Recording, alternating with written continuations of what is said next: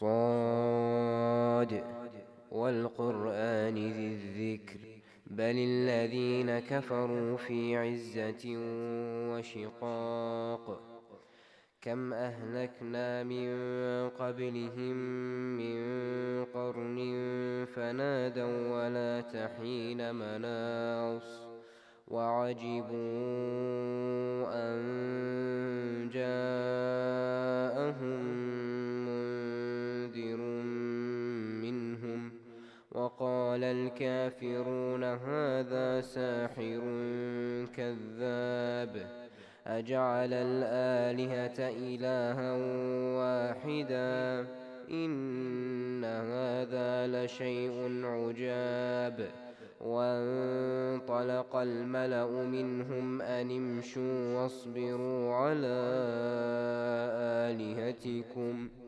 إن هذا لشيء يراد ما سمعنا بهذا في الملة الآخرة إن هذا إلا اختلاق أأنزل عليه الذكر من بيننا بل هم في شك من ذكري بل لما يذوقوا عذاب أم عندهم خزائن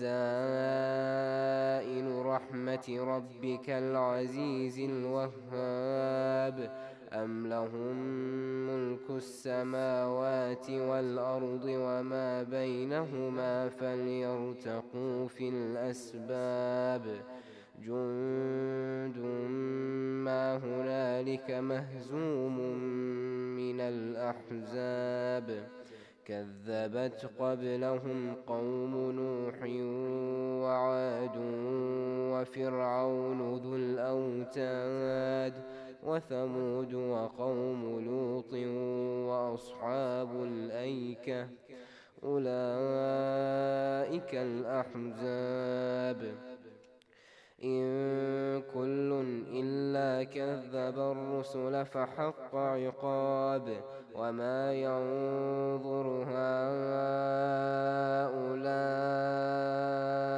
إلا صيحة واحدة ما لها من فواق وقالوا ربنا عجل لنا قطنا قبل يوم الحساب صدق الله العلي العظيم.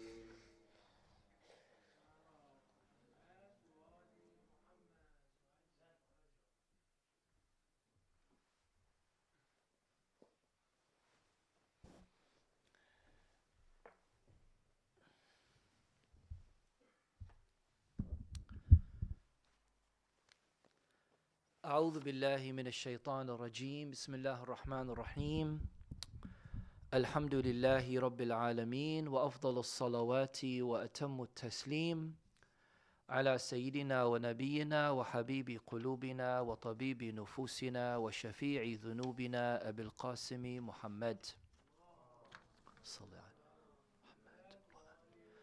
وعلى آل بيته الطيبين الطاهرين المعصومين الذين أذهب الله عنهم الرجس وطهرهم تطهيرا.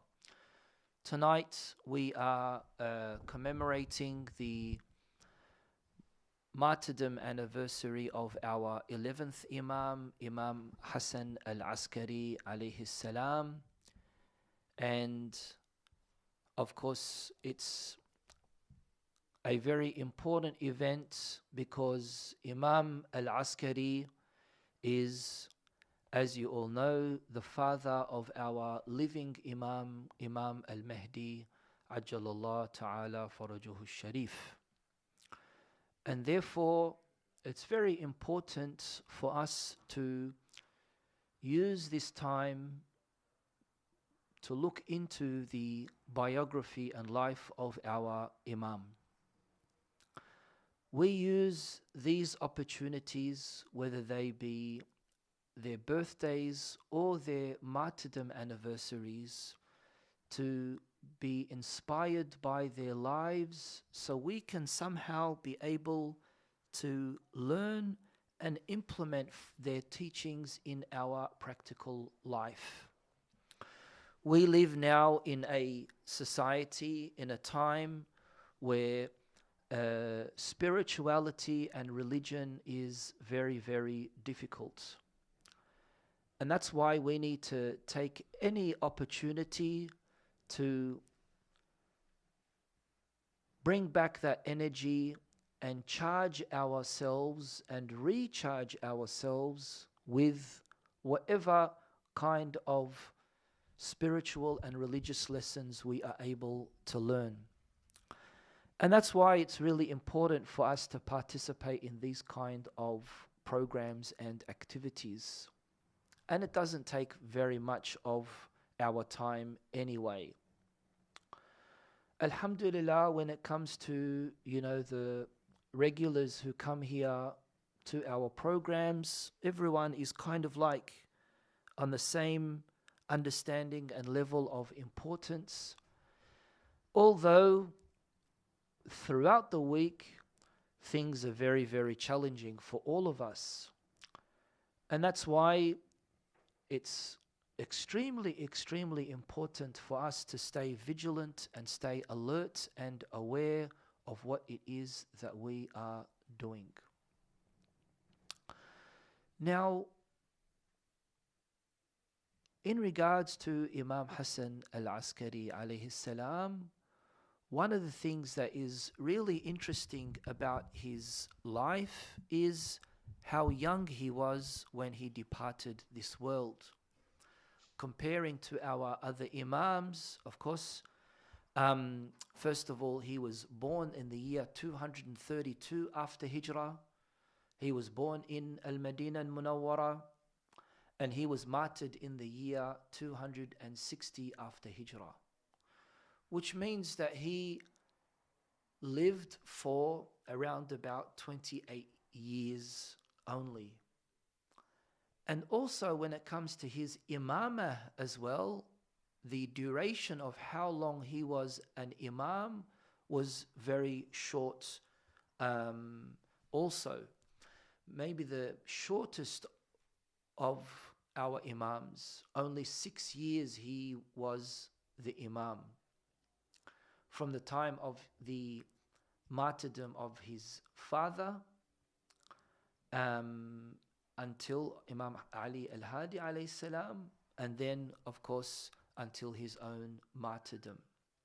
Yes, there are other imams who had a longer imamah, like Imam Musa Al-Kazim. He had a very long imamah. He was imam for 34 years, roughly, under 35 years. But of course, the duration of the imamah is only due to the circumstances, and it doesn't make one imam more, of course, active than the other imam, although the contribution is going to reflect on the amount of time that he was with the people. We also know that Imam Al-Askari, along with his father, were forced to move from Medina to Samurra. Samurra is one of the cities in northern Iraq towards north of Baghdad, and it was a military fort established by the Abbasid rulers, and of course that is why Imam Al-Hassan is referred to, and also his father Imam Al-Hadi referred to as Al-Askari, because Al-Askar means army place. So Imam Hassan Al-Askari was living in Samurra, and of course he wasn't free to go around, and the same with his father. They were pretty much, we can say, under house arrest during that time, which is why, they wanted Imam Al-Askari and his father Imam Al-Hadi to be there because the stronghold of the Abbasid rulers was at that time was Samarra. Before that, for a while, it was in Baghdad. And as you all know, the saying goes, keep your friends closer and your enemies closer. Is that how they say it? So the Imams were the enemies of these evil tyrants, and they were also very, very influential. So the Abbasid rulers, and of course there were three of them that Imam Al-Askari lived through, Al-Mu'taz, and then Al-Muhtadi, and then Al-Mu'tamid Al-Abbasi. And of course the last of them, Al-Mu'tamid Al-Abbasi, he was the one that of course poisoned Imam Al-Askari. So him living for that short period of time and him having imama for only 6 years, of course, as far as his mother is concerned, the wife of Imam Al-Hadi, she was an ex-slave. In Arabic, they refer to a woman like that who marries a free man as Walad. And of course, the whole society at that time was engaging in a lot of human slavery. It was a big business as well, unfortunately. Islam, of course, which is a wise religion, could not so easily say, especially to people who are 100% reliant on this kind of business or accustomed to this kind of lifestyle, could not have so easily said that slavery is haram and it is abolished. What Islam did, especially dealing with Arabs at that time, what Islam did was lay down strong requirements and regulations for the treatment of slaves. And not only that, encouraged people to remove this caste system in the society, that everyone needs to be of the same level. Rasulullah sallallahu alayhi wa alihi, our beloved Prophet, he used to, for example, sit and eat with the slaves more than he sat and ate with the wealthier people of Mecca or Medina. The Prophet would interact with the slaves more than he did with others. The Prophet himself had said, Al-Faqru Fakhri, that it is an honor for me to be among the impoverished, to be among the poor. And the same with our other Imams as well. Imam As-Sajjad, as we spoke about in detail when we were commemorating his martyrdom, he would buy slaves from the market and keep them with him for a while, teach them, especially life skills, and then free them on a certain occasion, like Eid al-Fitr or whatnot. Why is that? Because, as can be seen in the case of the likes of slavery in the United States, after the abolishment of slavery, a percentage of slaves stayed with their masters or went back to their masters because they did not have any life skills. They didn't know what to do, how to deal with money, how to be self-sufficient, how to be able to, live in society. And therefore, Imam As-Sajjad alayhi salam, what he did was he trained them. He trained these slaves and then set them free for them to become free people like everyone else. Not only that, in Islam, it is very recommended and mustahab to free a slave, but a lot of things that work as a kafara, as a fine, if we could say, on the top of the list is itqu raqabah, is freeing a slave. I'm explaining this in detail to get to a point, but this is also something that a lot of people, question Islam about. That if you Muslims, if you're all about freedom, and if you're all about equality in society and things like that, why didn't Islam say that slavery is haram? Again, let's have a look at the end result of all of this, especially when it came to something as important in the social structure of any community. Another thing that happened was our Imams did things to break negative culture. People were accustomed to, for example, if they were from a certain class in society, they would only marry with someone who is in a certain class.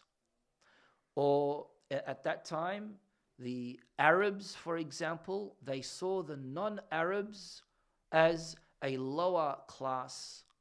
And that's why the Holy Prophet, he said, لا فرق بين عربي وأعجمي إلا بالتقوى, that there is no difference between an Arab and a non-Arab except for their level of piety.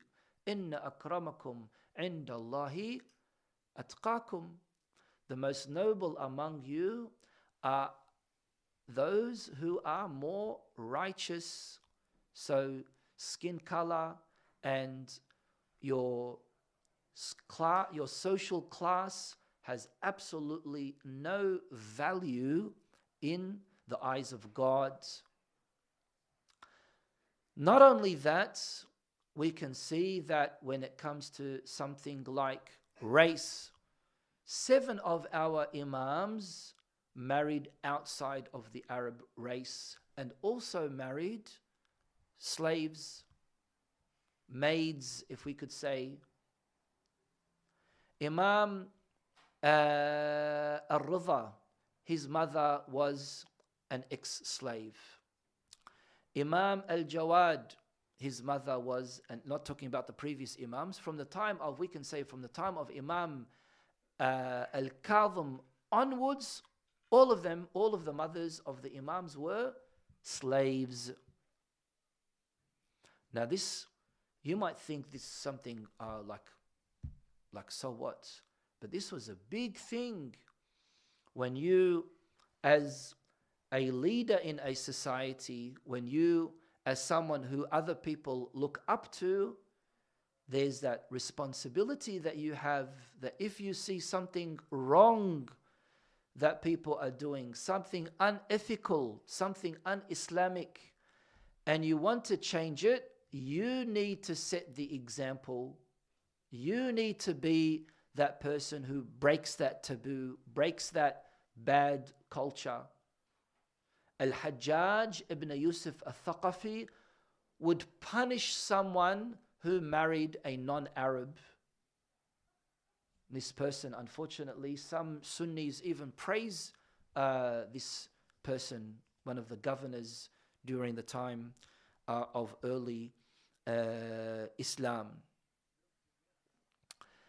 On top of this, if a female slave was to marry a free man and bear a child for him, and he dies, she is, of course, a free woman. During his life, she has no slave responsibilities, we can say. But once he dies, she becomes a free person, and so is her child. Again, for the sake of bringing back that balance in society, where after a period of time, we can see that there was no such thing as slavery when it came to the literal or shari meaning of slavery. Are there people who are quote unquote employees or maids and are treated like slaves? Yes, most definitely. Remember in Shahr Ramadan when we spoke about the vice of dhulm and oppression, how some countries, especially in the Arab countries, who have maids that they bring from Sri Lanka and Bangladesh and Philippines and whatnot, and how much they oppress them and how much they wrong them, so much so that there have been the most disgraceful of stories with that.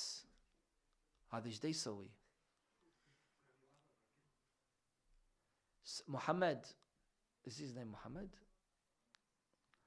So much so that there were even cases of murder and this and that due to the mistreatment of this person that is working in their house.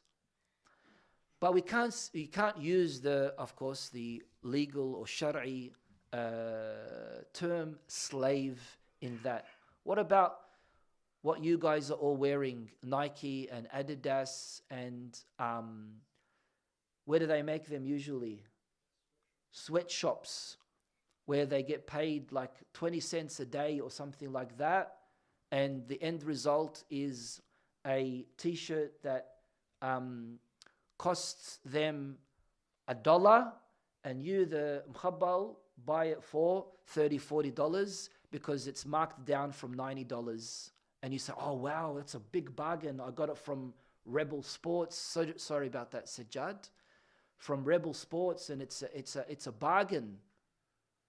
Not knowing that they have a very, very big, large profit margin, and that the poor person that sewed this t-shirt is getting pretty much peanuts out of it, right?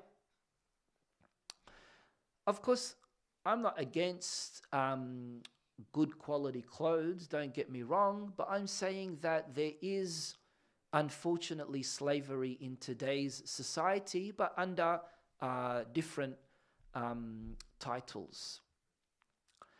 So the wife of Imam Al-Hadi, the mother of Imam Al-Askari, her name was Salil or Hadith or Sawsan.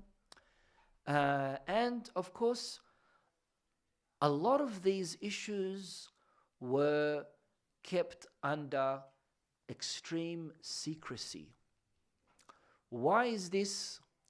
Because they knew, the Abbasid rulers knew, that there is going to be an imam who will be born as the 12th imam, and he will rid this world from its oppression and tyranny. And this is why a lot of secrecy existed during the time of Imam Al-Hadi onwards. So much so that, as you all know, the usual features of a pregnant woman is that her stomach, her womb, shows that she is pregnant and her stomach is large. Whereas we know by miracle, by mu'jiza, the mother of Imam al-Mahdi did not have any outer appearance of pregnancy. Again, to conceal the birth of Imam al-Mahdi. Which is also why not many people saw Imam al-Mahdi when he was born. Which is also why from the time of Imam al-Hadi onwards, they started to introduce the practice of dealing with the Imam through mediums, dealing with the Imam through their representatives, through their wukala. So Imam al-Hadi or Imam al-Askari would say that for the next few weeks or few months, any issues that anyone has as far as Shari'i matters, you refer back to this representative in this city and that representative in that city. All for the sake of preparing the people for when the 12th Imam goes into his ghaiba, goes into his occultation. And the Imam, our 12th Imam, did not all of a sudden disappear and go into occultation straight away. No, he went through the minor occultation and had appointed representatives for him during that time. How many representatives did he have during that time? 4. And then after that, he went into the major occultation, which exists until today. So all of this was a mental preparation for the Shia. And of course, this needs a lot of ground work as far as introducing this kind of culture. So the point that I was making was one of the things that our Imams did was break negative culture. And at that time, with these hard-headed Arabs who were so influenced by the tyrannical rulers, who had to deal with all of these dramas, still made sure that they implemented the teachings of Islam. Still made sure that you have absolutely no right to discriminate with anyone else based on class in society, your social status, based on the color of your skin or your nationality or all of these other things. The Abbasids and the Umayyads before them, what they did was they gave the name of non-Arabs, they gave them the name of Mawali, and they were treated in the worst of ways. Even though Islam changed all of that, even though the Prophet, when they would refer to Salman as Salman al-Farisi, and then Rasulullah sallallahu alayhi wa alihi, he said, stop saying that. He said, Salman minna ahl al-bayt. We should call him Salman al-Muhammadi. And that's what we refer to him usually now. We refer to him as Salman al-Muhammadi. Because the Holy Prophet had said to the Muslims, Salman minna ahlul bayt. And so what if you're rich? And so what if you've got this color hair, or if you've got that color skin, or if you are this? Who was the mu'adhin? Who was the mu'adhin of Islam? Bilal al-Habashi. Where is that from? Huh? Ethiopia, thank you. Right? In Al-Masjid Al-Nabawi, in the Prophet's mosque in Medina, he would make rich people stand at the door and give out dates. Which means he would make the rich people serve the poor people. Again, to break that ego that some of these people might have. And we have to learn that as well. So what if you are a doctor or a lawyer or a engineer, or you work with Euro trade, or you're a kahrabai, so what? I had to drop the in dajun. Or if you work for JB Hi-Fi, so what?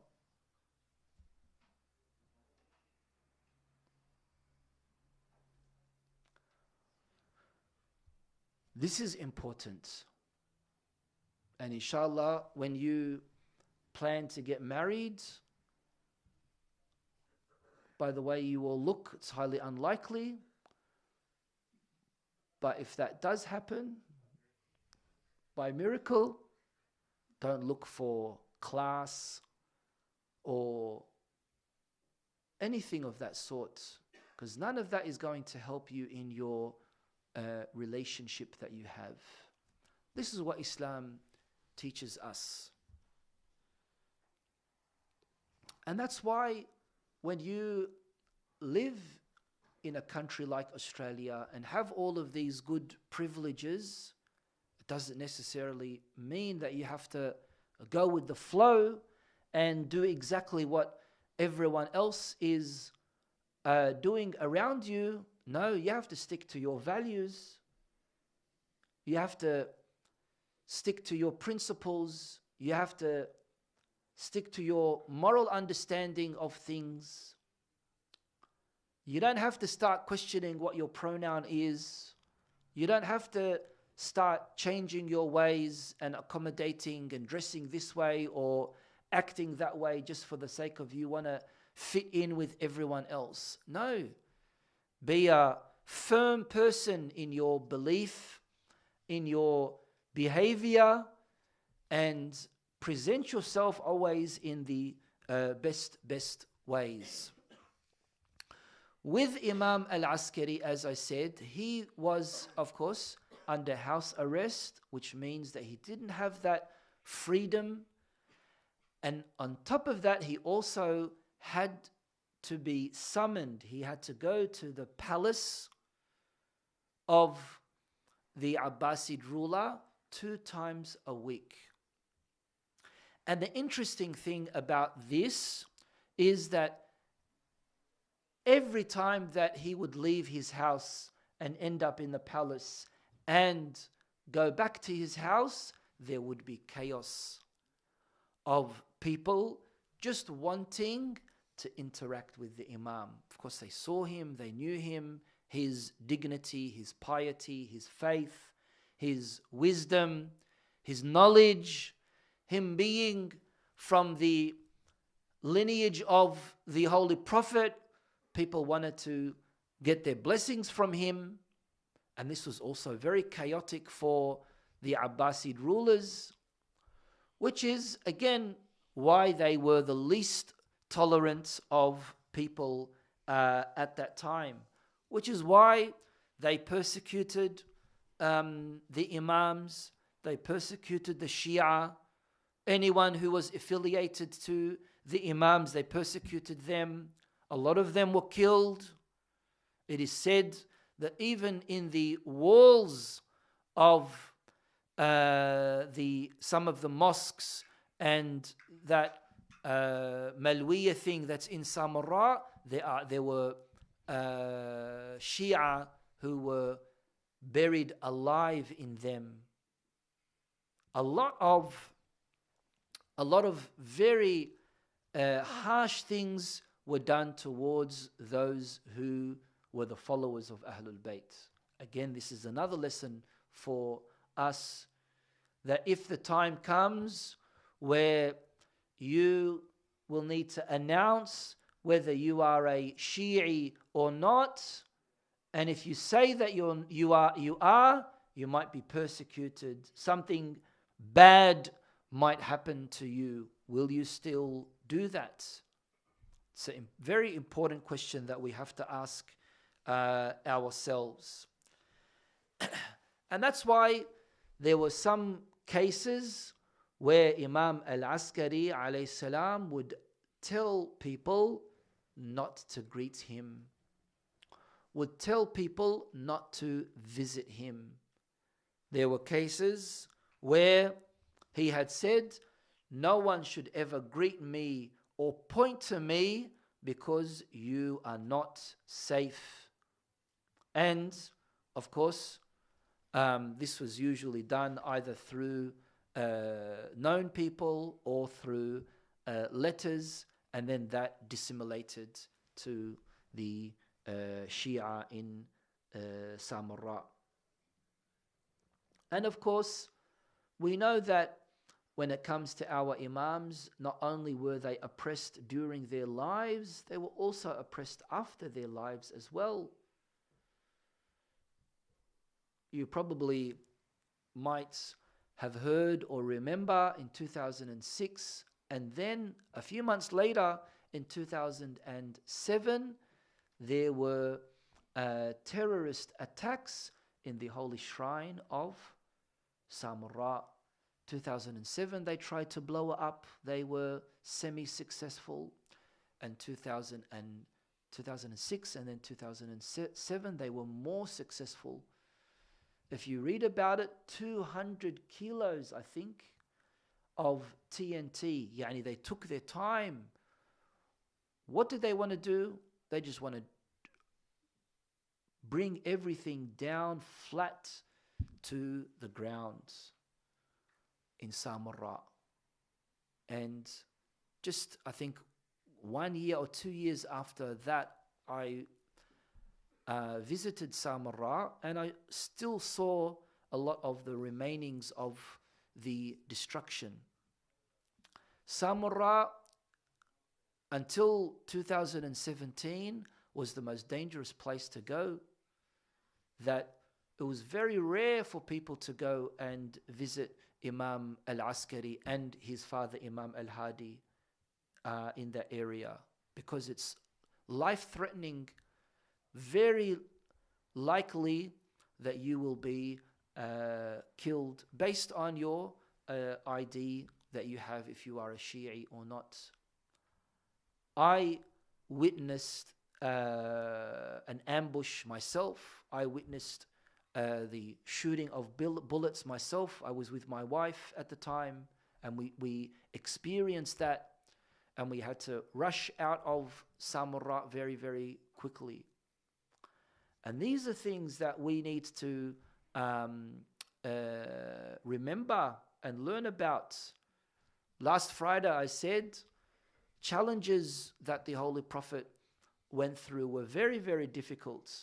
And the worst challenge that probably a lot of you guys go through is losing your iPad charger or something like that. A lot of privileges we have in today's society. We need to remember the difficulties, and we need to prepare ourselves for the difficulties in life. It's a jungle out there. And if you're too mdallal and spoiled, that you get what you want, phantoms, what's it called? Phantoms? What are they? Phantoms are those 300, how much do they cost? Daniel, you're the expert in the TJs, TMs, TNs. These kind of things, they don't have any value, right? And that's why we need to remember all of these things. Let me read a few hadiths from Imam Al-Askari for Tabarruk.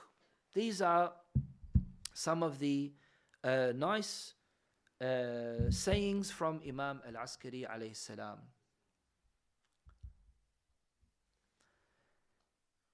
Number one, Imam Al-Askari, he says, من التواضع السلام على كل من تمر به. A sign of being humble is that you greet every person you go past. As we all know, as-salam is the tahiyyah of Islam, is the greetings of Islam, and that it's very important for us to learn the practice of greeting and saying salam.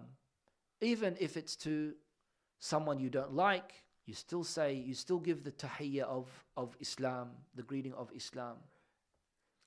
من التواضع السلام على كل من تمر به والجلوس دون شرف المجلس. And for you to sit anywhere in a gathering, it doesn't have to be in the top front of the majlis, of the gathering. You know, some people, you know, they have to squeeze themselves in right up the front because that's where all the big shots are sitting. No, be humble.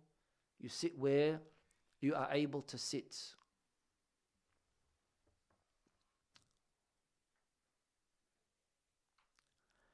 بئس العبد, how bad of a servant, يكون ذا وجهين وذا لسانين, who's a two-faced and a two-tongued person. A two-faced and a two-tongued person. يكون ذا وجهين وذا لسانين. What does he mean? يطري أخاه شاهدا ويأكله غائبا. You praise that person in front of him or her, and then you backbite them behind them. You say something nice in their face, and then you say something bad behind them. That's a two-faced person. بئس العبد, how shameful is that kind of a person.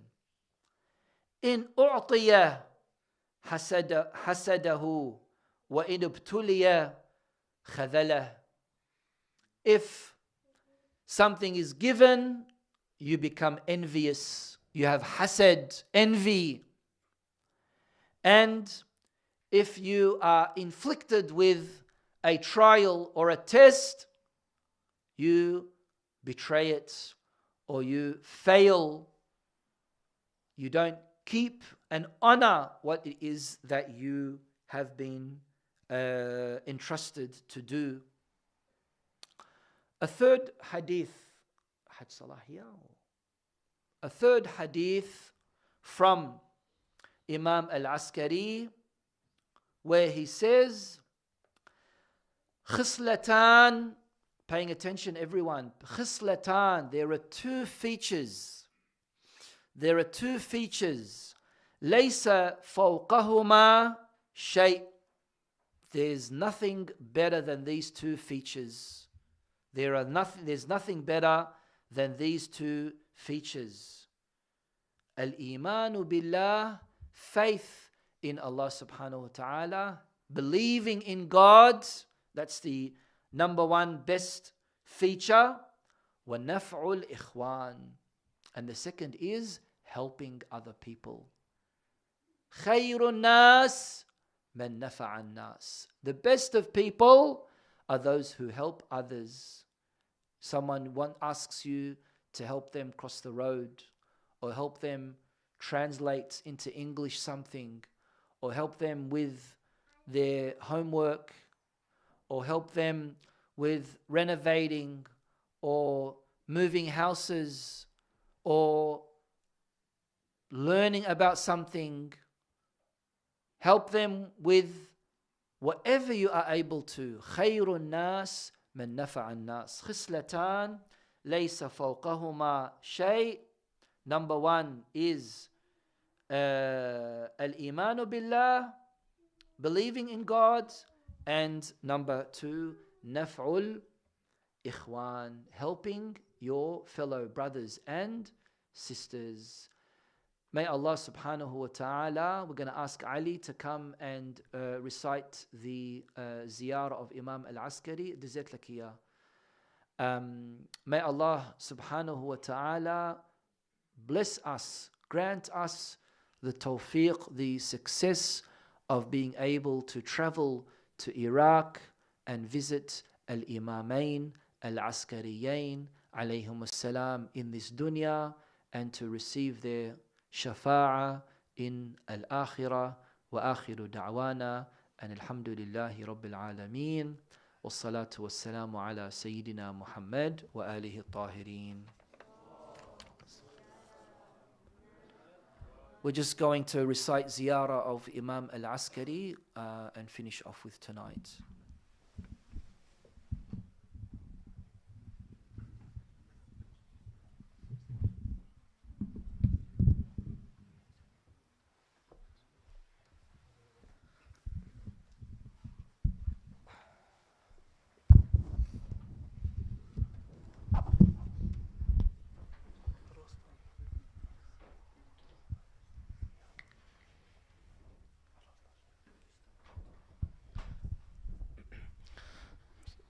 بسم الله الرحمن الرحيم.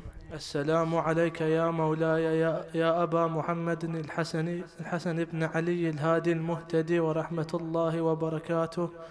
السلام عليك يا ولي الله وابن أوليائه. السلام عليك يا حجة الله وابن حججه. السلام عليك يا صفي الله وابن أصفيائه. السلام عليك يا خليفة الله وابن خلفائه وأبا خليفته. السلام عليك يا ابن خاتم النبيين. السلام عليك يا ابن سيد الوصيين. السلام عليك يا ابن أمير المؤمنين. السلام عليك يا ابن سيدة نساء العالمين. السلام عليك يا ابن الأئمة الهادين. السلام عليك يا ابن الأوصياء الراشدين. السلام عليك يا عصمة المتقين. السلام عليك يا إمام الفائزين. السلام عليك يا ركن المؤمنين. السلام عليك يا فرج الملهوفين. السلام عليك يا وارث الأنبياء والمنتجبين. السلام عليك يا خازن علم وصي رسول الله. السلام عليك أيها الداعي بحكم الله. السلام عليك أيها الناطق بكتاب الله. السلام عليك يا حجة الحجج. السلام عليك يا هادي الأمم. السلام عليك يا ولي النعم. السلام عليك يا عيبة العلم. السلام عليك يا سفينة الحلم. السلام عليك يا أبا الإمام المنتظر، الظاهرة للعاقل حجته، والثابتة في اليقين معرفته، المحتجب عن أعين الظالمين، المغيب عن دولة الفاسقين، والمعيد ربنا به الإسلام جديدا بعد الانطماس، والقرآن غضا بعد الاندراس. أشهد يا مولاي أنك أقمت الصلاة وآتيت الزكاة وأمرت بالمعروف ونهيت عن المنكر ودعوت إلى سبيل ربك بالحكمة والموعظة الحسنة وعبدت الله مخلصا حتى أتاك اليقين. أسأل الله بالشأن الذي لكم عنده أن يتقبل زيارتي لكم ويشكر سعيي إليكم ويستجيب دعائي بكم ويجعلني من أنصار الحق وأتباعه وأشياعه ومواليه ومحبيه. والسلام عليك ورحمة الله وبركاته. صلى على محمد وآل محمد. Standing up for ziyarah. السلام عليك يا حبيبي يا رسول الله. السلام عليك يا خاتم الأنبياء والمرسلين.